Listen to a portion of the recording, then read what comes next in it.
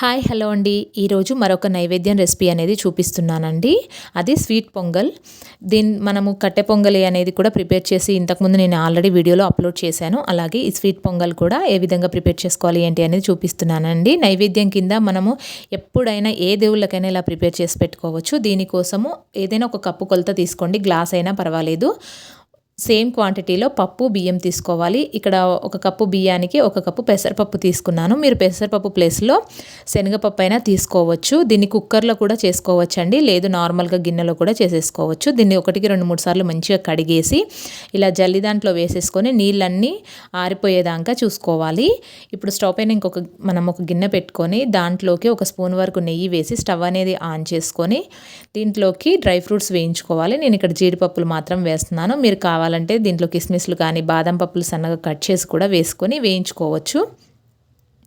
ఈ విధంగా వేయించుకున్న తర్వాత మనము ఆరబెట్టుకున్న బియ్యం ఉన్నాయి కదా, సో అవి పూర్తిగా ఆరిపోవాలండి. తడి అనేది ఉండకూడదు. ఎక్కువగా తడి ఉంటే మనకి అది వేంపేటప్పటికి టైం ఎక్కువ తీసుకుంటుంది. సో మళ్ళీ స్టవ్ ఆన్ చేసుకొని అదే గిన్నెలోకి 2 స్పూన్ల వరకు నెయ్యి వేసేసుకొని దీంట్లోకి మనం కడిగి ఆరబెట్టుకున్న బియ్యం పప్పును కూడా వేసేసుకోవచ్చు. అదే కొంచెం శనగపప్పు అయితే ఎక్కువసేపు నానబెట్టుకోవాలి. సపరేట్గా శనగపప్పుని సపరేట్, బియ్యం సపరేట్ నానబెట్టేసుకోవాలి. లేదు అంటే కుక్కర్లో వండేసుకుంటున్నామంటే తొందరగా కూడా అయిపోతుంది.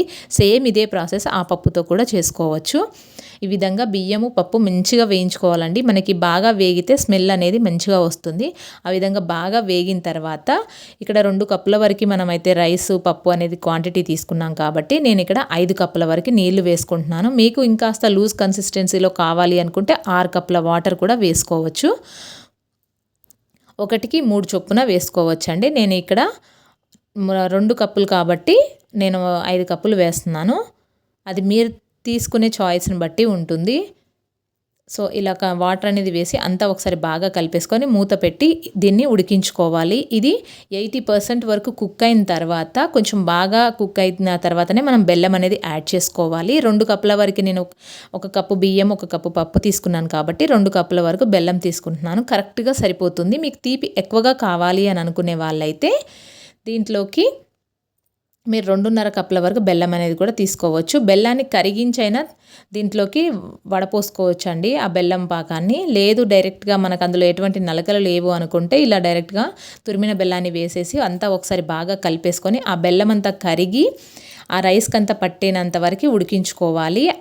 తర్వాత దీంట్లో అలా ఉడికిన తర్వాత దీంట్లోకి యాలకుల పొడి, అలాగే మనం వేయించి పెట్టుకున్న డ్రై ఫ్రూట్స్ను కూడా వేసేసుకొని అంతా ఒకసారి బాగా కలిపేసి ఒక 2 to 3 మినిట్స్ బాగా ఉడికించుకుంటే సరిపోతుంది. అంతే, మనకి నైవేద్యం కింద తీపి పొంగలి అనేది రెడీ అయిపోయిందండి. మీకు కూడా ఈ ప్రాసెస్ అనేది నచ్చితే మీరు కూడా తప్పకుండా ట్రై చేసి ఎలా వచ్చింది ఏంటి అనేది నా కామెంట్ బాక్స్లో కామెంట్ చేయండి. అలానే నా ఛానల్ని లైక్ చేయండి, షేర్ చేయండి, సబ్స్క్రైబ్ చేయండి. నేను ఇంతకుముందు ఇలా నైవేద్యాల వీడియోలు కూడా పెట్టానండి, అవి కూడా ఒకసారి చూడండి. ఆ వీడియోస్ ఏమైనా మీకు హెల్ప్ అవుతాయని చెప్తున్నానండి, అవి కూడా ఒకసారి చూడండి. Thank you for watching.